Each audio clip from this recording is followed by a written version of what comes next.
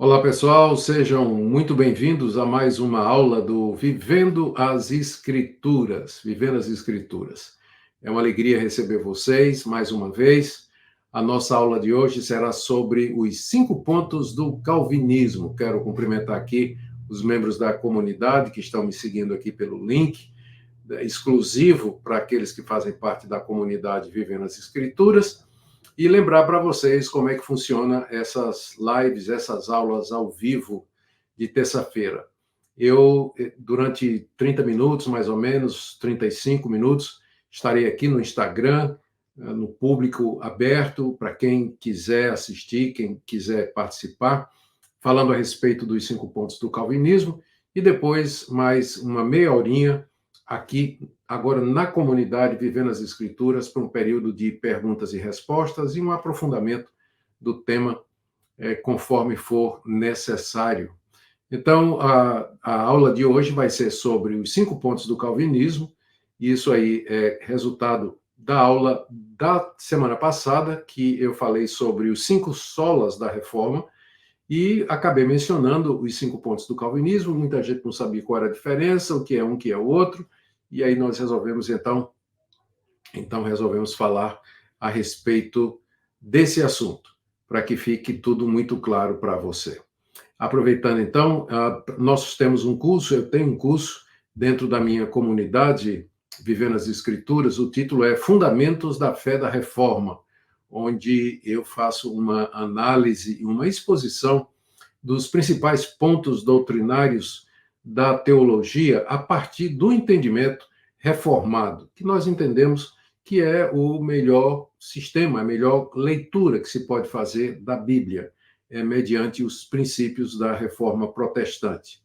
E hoje eu vou me concentrar nos chamados 5 pontos do calvinismo e dar oportunidade no final lá na comunidade para que aqueles que desejam participar possam fazer suas perguntas. O curso está disponível na plataforma Viver nas Escrituras para aqueles que desejam uma visão mais ampla e geral da teologia da Reforma Protestante. Mais uma vez, o nome do curso é Fundamentos da Teologia Reformada e ele está disponível para quem é membro da comunidade Vivendo as Escrituras. Se você tem interesse em conhecer a comunidade, fazer parte, é só colocar aí nos comentários comunidade e você será levado até a nossa equipe. A nossa equipe vai levar você, aliás, até a nossa comunidade para que você possa participar e conhecer.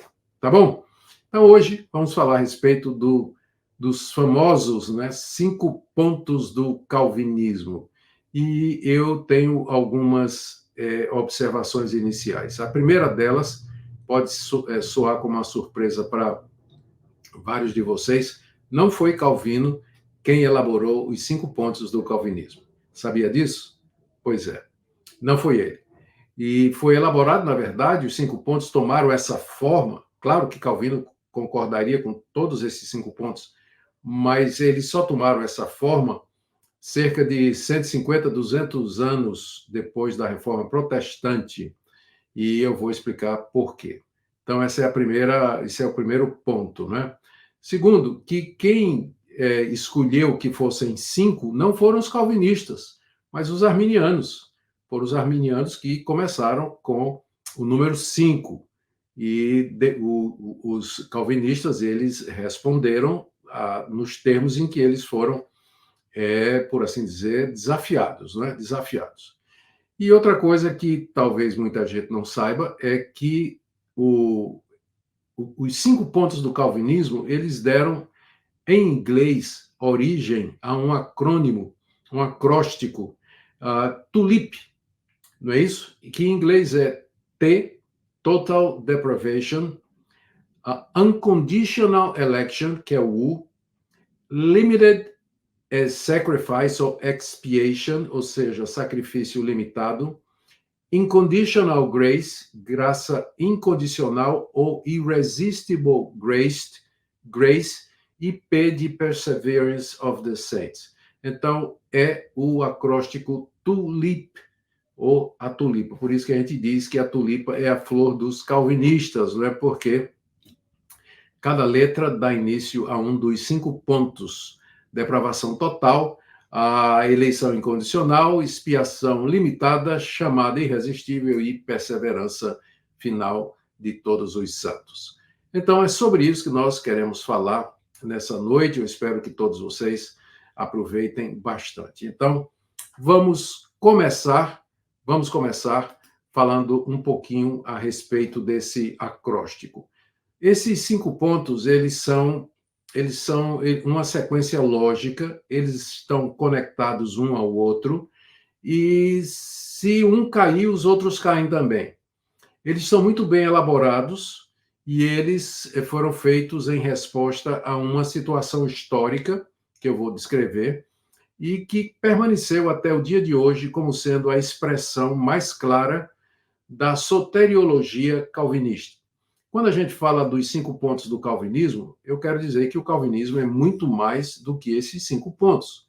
O Calvino tinha uma interpretação muito correta nas escrituras, mas ele não foi original em muita coisa. Ele se baseou bastante em Lutero e mais ainda em Agostinho, que viveu séculos antes dele. E ele concordaria com todos esses pontos que nós temos aqui, muito embora ele não tenha elaborado na forma em que nós consideramos ou que temos esses pontos aqui. Tá certo? É preciso que, então, você conheça a história dos 5 pontos do calvinismo. Eu estava dizendo isso porque o calvinismo é mais do que esses 5 pontos. Esses 5 pontos têm a ver com a questão da salvação. Como é que o homem é salvo? Então, é soteriologia. Mas o calvinismo, ele fala de muito mais do que isso. Ele é uma visão de mundo. Ele é uma maneira de interpretar a realidade, uma maneira de interpretar a Deus, a nós mesmos e a situação do mundo, por que existe o mal no mundo, enfim, tantas outras coisas, não é? Então, é bom lembrar que o calvinismo ele é bem mais do que somente os 5 pontos. Bom, isso tudo aí foi à guisa de preliminares, né? E agora eu quero falar um pouquinho a respeito da origem histórica. Quando a Reforma Protestante aconteceu, no início do século XVI, a intenção de Lutero e de alguns outros reformadores era reformar a Igreja Católica. Eles não queriam sair, mas queriam reformar a Igreja Católica. Mas o tempo passou e ficou evidente que o catolicismo não iria se reformar, que o Papa, os seus cardeais, bispos e padres cônegos, eles não iriam admitir os seus erros, voltar atrás nas doutrinas e práticas do catolicismo romano, que era a religião de maior poder no mundo da época, no mundo ocidental. Lá no Oriente já tinha havido uma grande divisão, a Igreja Ortodoxa dominava, com sede em Constantinopla, mas no mundo ocidental era o catolicismo romano, que era a religião oficial de toda a Europa, por assim dizer. Os reformadores, eles ou saíram da Igreja Católica ou foram colocados para fora, como é o caso de Lutero, que foi excomungado. E os reformadores, eles tinham a mesma maneira de pensar. Nós vimos na aula anterior que eles poderiam ser definidos, né, o que eles pensavam poderia ser definido através dos chamados 5 solas: somente a Escritura, somente a graça, somente a fé, somente Cristo e glória somente a Deus. Todos eles pensavam a mesma coisa: Calvino, Lutero, Zwinglio, Melanchthon, Bucer, todos eles tinham John Knox, pensavam exatamente assim. Mas quando eles perceberam que a Igreja Católica não iria se reformar, então houve a decisão, né? Houve a divisão. Os protestantes saíram, os reformados saíram, mas eles decidiram não formar uma igreja só. Decidiram não formar uma igreja só, Igreja Reformada da Europa, e englobasse todo mundo. Não. Eles decidiram que cada país organizasse a sua própria igreja reformada. Os princípios da reforma continuariam os mesmos, mas dentro da capacidade, da limitação ou das características de cada país. Aí, então, na Holanda foi organizada a Igreja Reformada dos Países Baixos, uma igreja bem reformada, firme nas doutrinas da Reforma, cujo documento principal era o Catecismo de Heidelberg, onde você tem, irmão da Confissão de Fé de Westminster, e assim por diante. Na Alemanha, formou-se a Igreja Luterana, já bem influenciada por Melanchthon, um discípulo de Lutero, que já tinha abrandado um pouco o pensamento a respeito da eleição e predestinação, mas ainda uma igreja bem reformada, firme nos princípios da Reforma Protestante. Na Inglaterra, formou-se a Igreja Episcopal, ou Igreja Anglicana, que não se reformou completamente, ficou mais ou menos no caminho.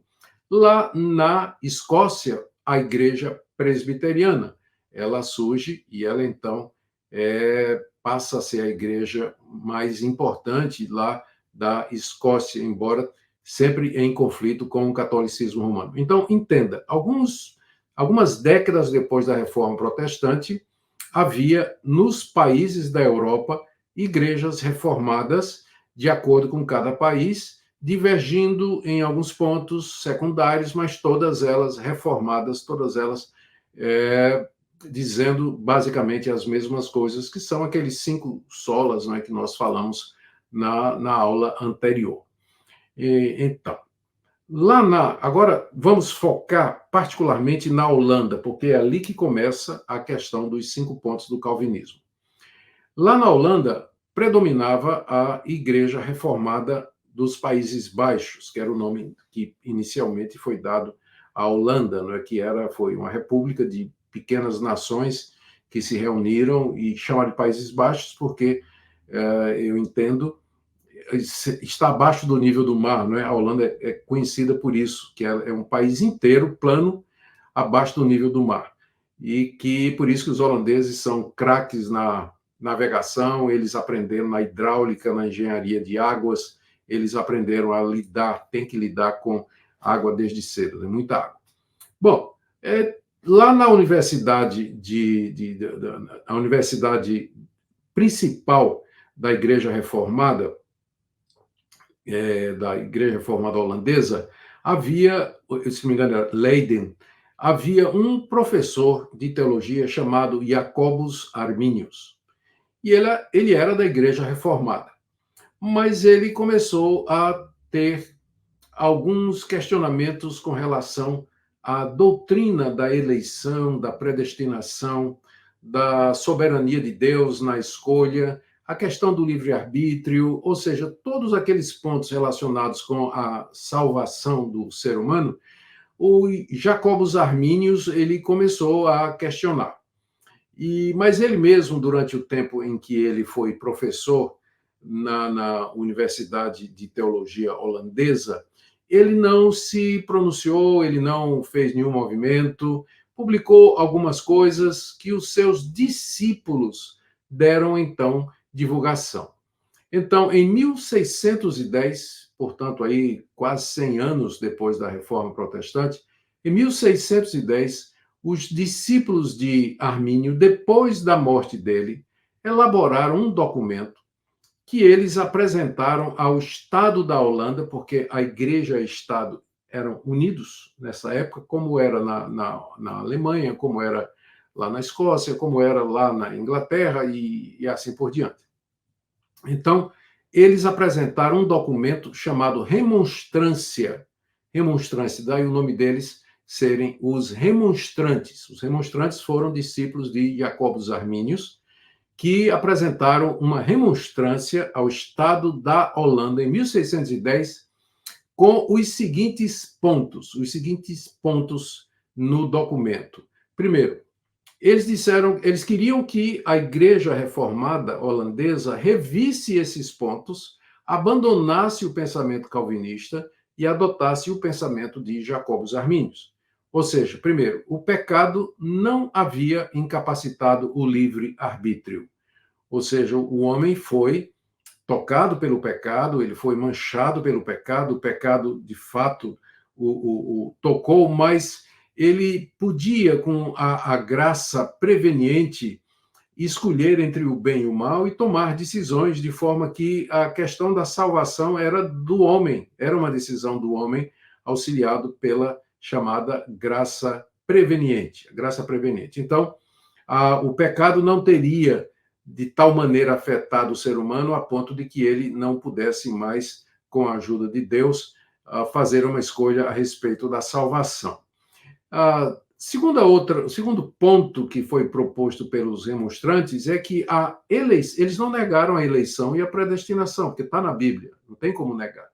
Paulo fala disso direto, né? Tá, Efésios capítulo 1, Romanos capítulo 9, tantas outras passagens.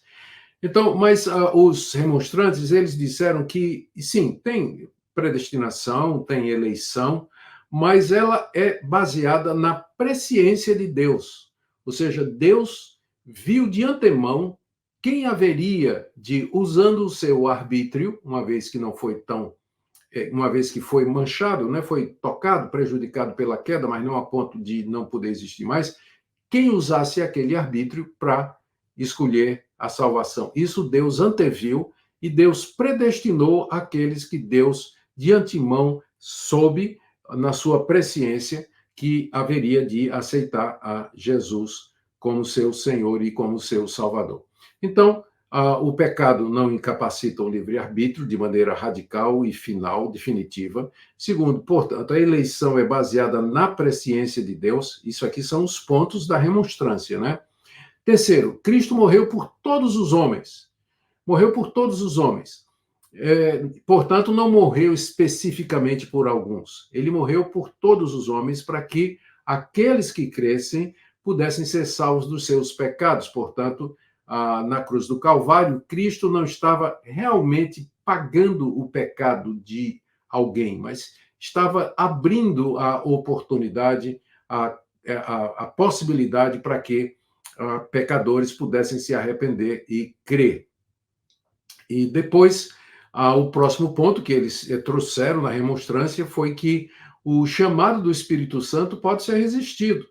O homem, o ser humano, Deus não viola a vontade do ser humano, Deus não converte ninguém contra a vontade da pessoa, Deus respeita a decisão humana, Deus chama, Deus persuade, Deus convida, mas se o homem não quiser aceitar, se o homem não se virar para Deus e abraçar a oferta de perdão que Deus dá, então ele vai morrer nos seus pecados, ainda que Cristo tenha morrido, né, por ele, morreu pelo mundo, ainda que tudo isso tenha sido feito, mas terá sido em vão. E, por último, né, completando os 5 pontos, os remonstrantes disseram que era preciso estudar mais um pouco sobre a possibilidade de crentes verdadeiros caírem da graça. E faz todo sentido, né? Veja só, se eu sou capaz de escolher, então a decisão é baseada na minha escolha.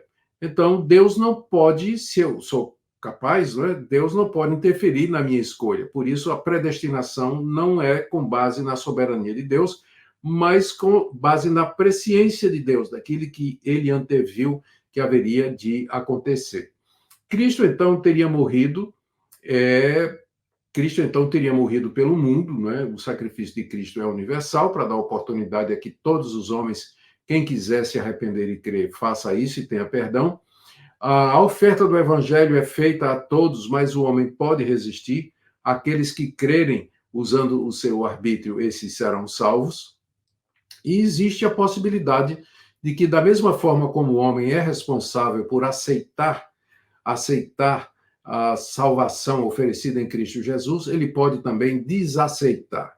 Num determinado momento, ele pode simplesmente recuar, perder a salvação e ir para o inferno, depois de ter experimentado um pouco da vida eterna. Aqui é importante a gente fazer uma distinção entre arminianos e pelagianos. Isso aqui é uma coisa que nem todo mundo percebe.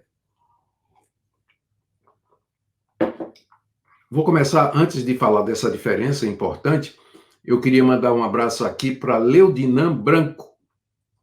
Boa noite, Leodinan. Ele é membro há 2 meses da comunidade Vivendo as Escrituras. Muito obrigado pela sua participação, muito obrigado por ser membro da nossa comunidade. Espero que tenha sido uma bênção para você. Já o Marcelo Alves está há 9 meses na comunidade e já participou muitas vezes do nosso fórum exclusivo dos que são membros da comunidade Vivendo as Escrituras. E se você deseja conhecer a comunidade Vivendo as Escrituras, onde eu ofereço muitos cursos, e-books inéditos, um fórum para debates, perguntas e respostas, escreva aí nos comentários comunidade, e a nossa equipe vai até você para mostrar de que maneira você pode se tornar parte de nosso time, da nossa equipe, do nosso grupo, dessa comunidade que já existe já há algum tempo e tem abençoado a vida de tanta gente. Muito bem. Eu disse que eu ia falar agora sobre essa importante diferença entre arminianos e pelagianos. Pelágio viveu no século IV, e na mesma época de Agostinho. E esse teólogo, ele chegou à conclusão de que o homem não nasce pecador, que o pecado de Adão afetou somente a ele e que não passou para os seus descendentes. As pessoas aprendem a pecar olhando os outros pecarem, mas a natureza humana, quando o ser humano nasce, ela é neutra.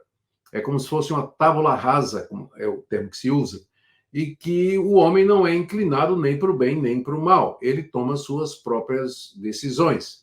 Então, essa era a ideia de Pelágio, que o pecado não afetou o ser humano, não afetou sua capacidade de escolha, de consciência, de discernir entre o bem e o mal e assim por diante. Quem enfrentou Pelágio foi Agostinho de Hipona. E Agostinho defendeu, então, que o pecado havia afetado, sim, profundamente o ser humano, de maneira que a sua vontade, sua consciência, sua memória, suas emoções, seu coração, seu corpo, tudo foi contaminado pelo pecado, não havia nenhuma dimensão da existência humana que não tivesse sido tocada pela perversão e pela maldade e iniquidade que o pecado trazia, e que o homem, portanto, por si só não podia chegar a Deus. Pelágio foi condenado como herético e a doutrina pelagiana foi também condenada como herética, perdão. E durante a Idade Média, ela acabou virando semi-pelagianismo, que foi adotado pela Igreja Católica. A Igreja Católica ela é semi-pelagiana. Ela diz que o pecado nos afetou, mas não a ponto de que a gente, com a graça infusa, não confunda com graça incipiente, que é a graça falada pelos arminianos, a graça infusa do catolicismo faz com que o homem colabore na sua salvação. Então, os arminianos não são pelagianos. É um engano você pensar que os arminianos dizem que o homem é neutro, que o pecado não afetou a raça humana. Os arminianos afirmam isso. Eles dizem isso, Armínio ensinava isso, que o pecado, de fato, afetou a raça humana. O problema não é esse, o problema é até que ponto. Até que ponto. E se o homem precisa ser regenerado completamente para poder obedecer a Deus, ou se ele precisa de um despertamento, de um momento de lucidez trazido pelo Espírito Santo, para ele, então, utilizar-se do seu arbítrio para fazer uma escolha, para fazer essa escolha, não é? Então, essas eram, em resumo, as propostas dos remonstrantes, dos discípulos de Jacobo os Armínios. Bom, o que é que aconteceu quando a remonstrância chegou lá em 1610 ao estado da Holanda?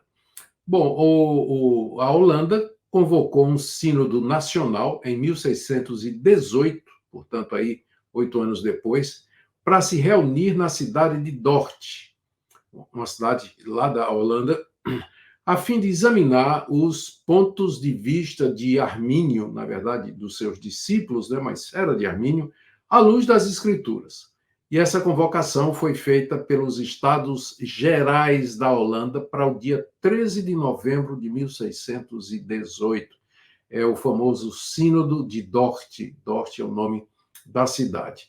Bom, ali estavam presentes 84 membros e 18 representantes seculares do Estado, gente mandada pelo Estado. Estavam 27 delegados enviados das igrejas reformadas da Alemanha, da Suíça. Na Suíça, desenvolveu-se a Igreja Evangélica Suíça, muito influenciada por um discípulo de Calvino. Então, Alemanha, Suíça, Inglaterra e outros países da Europa mandaram delegados para esse sínodo que teve a duração de 7 meses e 154 sessões para tratar desses artigos. Veja que a coisa pegou, não é? A coisa parece que pegou. E foi preciso essa convocação, né? Essa convocação geral feita pelos Estados Gerais da Holanda para que se debatesse o assunto. Aqui a minha equipe está dizendo que perguntaram no Instagram se a comunidade é só para presbiteriano. De jeito nenhum. Eu acho que o que menos tem é presbiteriano na comunidade, viu?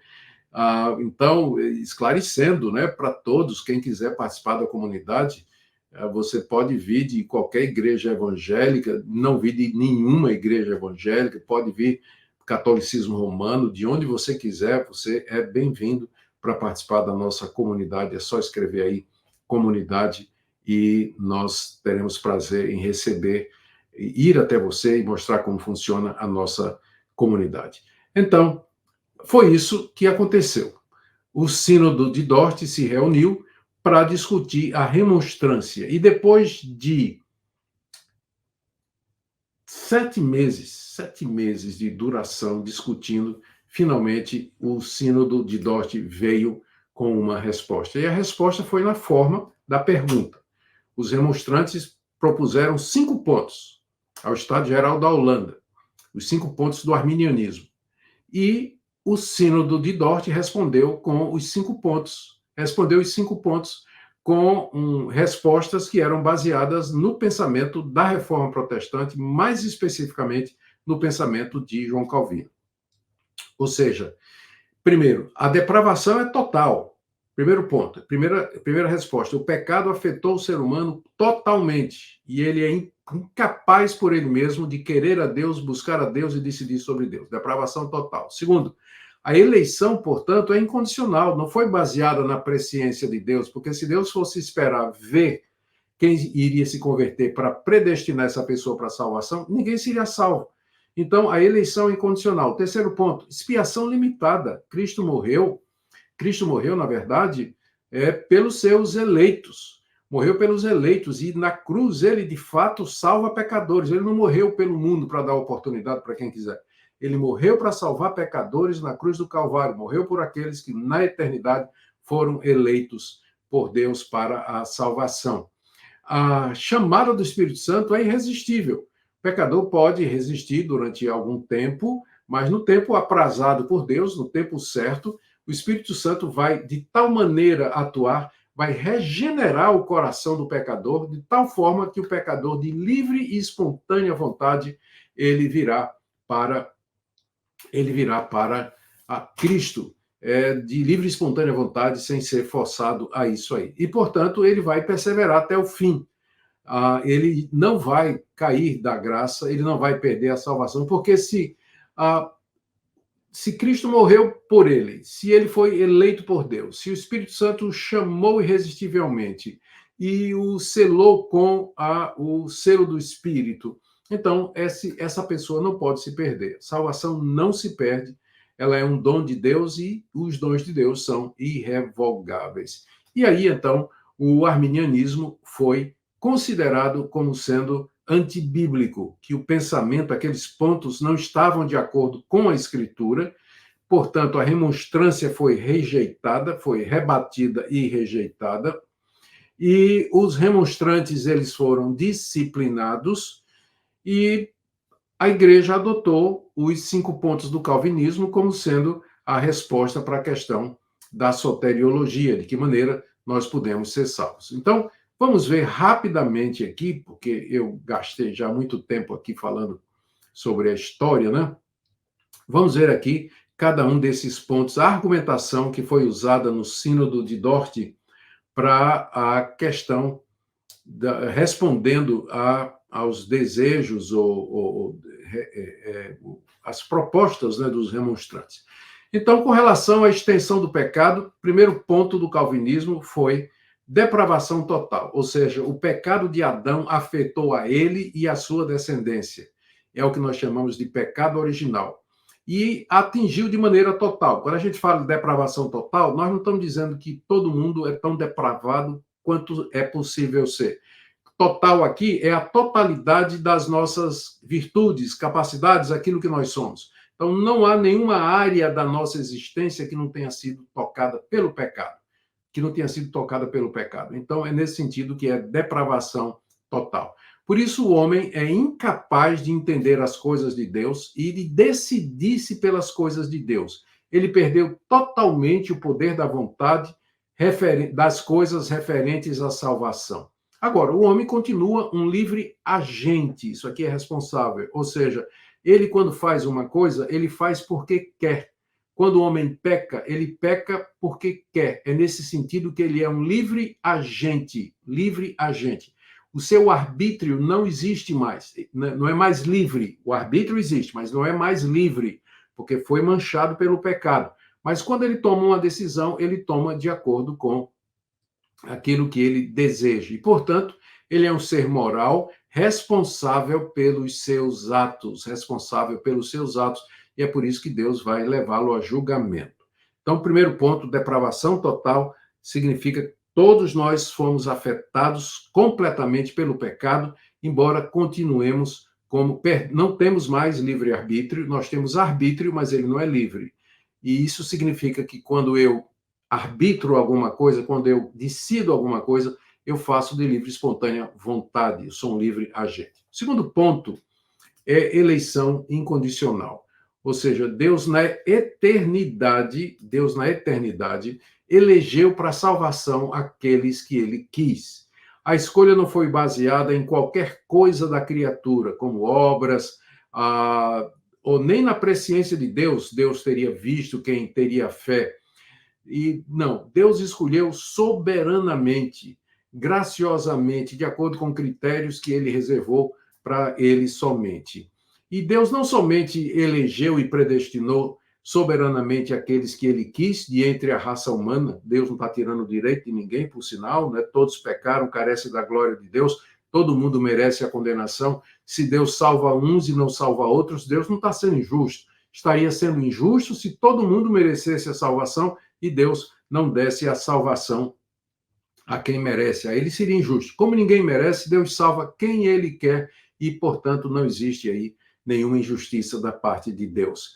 Deus predestinou não somente aqueles que haveriam de se salvar, mas também os meios pelos quais os eleitos seriam chamados e salvos. E é por isso que a gente prega. É por isso que eu creio na predestinação e é por isso que eu prego, porque Deus determinou a pregação como o meio pelo qual ele vai chamar os pecadores. Aqueles que não foram eleitos para a salvação, eles foram destinados à perdição eterna por causa dos seus próprios pecados. De maneira que quem está no inferno, ele está por sua responsabilidade. Quem está no inferno está pela sua culpa. E quem está no céu está pela graça de Deus e pela misericórdia de Deus. O terceiro ponto é expiação limitada ou expiação eficaz. E de todos os pontos, é o mais complicado e o mais difícil para as pessoas compreenderem. Esse ponto, os teólogos de Dort, eles disseram o seguinte: Cristo pagou na cruz de maneira completa e final a culpa de todos os eleitos e dos eleitos somente. O sacrifício de Cristo seria suficiente para pagar o pecado do mundo, mas ele é eficiente apenas para os eleitos. Quando você encontrar aquelas passagens que dizem que Cristo morreu pelo mundo, Deus quer que todos sejam salvos, aquelas passagens que parecem dizer que a salvação é universal, então, na verdade, está falando da suficiência da obra de Cristo. O que Cristo fez na cruz seria suficiente para salvar o mundo todo. Mas é eficiente, só vai ser aplicado, só vai funcionar na vida daqueles que foram eleitos por Deus para a salvação. Todos aqueles por quem Cristo morreu serão eficazmente chamados e salvos, e os demais haverão de pagar pelos seus próprios pecados. Quem não foi eleito, Cristo não morreu por ele. E, portanto, essa pessoa vai ter que pagar seus próprios pecados lá no inferno, E os que foram eleitos, eles não, pela graça de Deus, não por nada que neles houvesse, esses foram perdoados, Cristo morreu por eles, sua culpa foi tirada. Vamos para o quarto ponto, graça irresistível. Os teólogos de Dort, eles disseram que os eleitos, embora possam resistir por um tempo, o Espírito Santo haverá de finalmente convencê-los mediante a regeneração de seus corações. O Espírito Santo vai regenerar, vai mudar o coração. E, portanto, de livre e espontânea vontade, o pecador vem. Porque, na sequência arminiana, o pecador decide aceitar Cristo e, em seguida, ele é regenerado. Na visão calvinista, primeiro o pecador é regenerado, só então ele pode se converter e ter fé, porque ele está morto nas suas ofensas e pecados. Então, o Espírito Santo convence mediante a regeneração do coração. E esse convencimento é feito sem violentar a vontade do eleito, que acaba sendo conquistado e vencido pela graça de Deus. Os demais que não foram eleitos e que não são chamados de maneira irresistível, eles vão resistir ao chamado de Deus, se mostrando indiferentes, resistentes e zombadores, e finalmente eles haverão de ser lançados no inferno para a perdição completa por conta dos seus pecados. E, naturalmente, como resultado, perseverança dos santos, que é o último ponto do calvinismo, né? Os eleitos haverão de perseverar na fé até o fim, sem dela decair e sem apostatar. Eles podem cair em pecado e tropeçar, mas o Espírito Santo haverá de trazê-los de volta mediante arrependimento e mudança. O eleito pode passar por momentos de dúvida, incerteza, desânimo, mas ele nunca vai perder a fé verdadeira em Cristo Jesus. E isso somente porque Deus os sustenta, e não pelo poder ou virtude que eles tenham em si mesmos. Aqueles que abandonam a fé em Cristo, atenção nisso aqui, porque é uma pergunta que muita gente faz. Aqueles que abandonam a fé em Cristo de maneira final, nunca foram regenerados e salvos, nunca foram, de fato, eleitos e chamados por Deus e escolhidos desde a eternidade. Os 5 pontos do calvinismo, portanto, em resposta aos 5 pontos do arminianismo são depravação total, eleição incondicional, expiação limitada, graça irresistível e perseverança dos santos. Estes são os 5 pontos do calvinismo. Volto a dizer, não foi Calvino, isso foi 100 anos depois de Calvino, isso aconteceu na Holanda, foi uma resposta à provocação dos arminianos. Quando digo provocação, a um pedido dos arminianos para que se adotasse essa posição. E a Igreja Reformada da Holanda, ela respondeu com os 5 pontos do calvinismo, que depois foram adotados pelas demais igrejas reformadas como expressão daquilo que elas, de fato, creem a respeito da salvação. Então, as grandes confissões de fé, das quais a Confissão de Fé de Westminster, talvez a mais detalhada, todas elas têm esses 5 pontos. Não do jeito que eu falei aqui, organizadozinho, mas todas elas defendem exatamente isso: depravação total, expiação limitada, graça irresistível, perseverança dos santos e eleição incondicional. Tá certo, gente? Então, é isso aí. É isso que são os 5 pontos do calvinismo, famosa tulipa, não é? Famosa tulipa, e que expressa esses pensamentos. Eu vou agora me despedir de vocês, agradecendo a atenção de vocês que estão aqui no Instagram, e vou continuar aqui com o pessoal da comunidade. Se você quiser participar da minha comunidade, onde tem bastante material, tem um curso inteiro sobre a teologia reformada. Você pode escrever aí nos comentários comunidade. E aí o nosso pessoal vai até você lhe dizer de que maneira você pode participar. Então, comunidade, faça isso sem demora e você então vai participar da nossa comunidade e tenho certeza que vai ser uma grande bênção para você. Terça-feira tem mais, tá certo? Terça-feira estaremos de volta e eu espero ver você lá. Um grande abraço e Deus abençoe sua vida.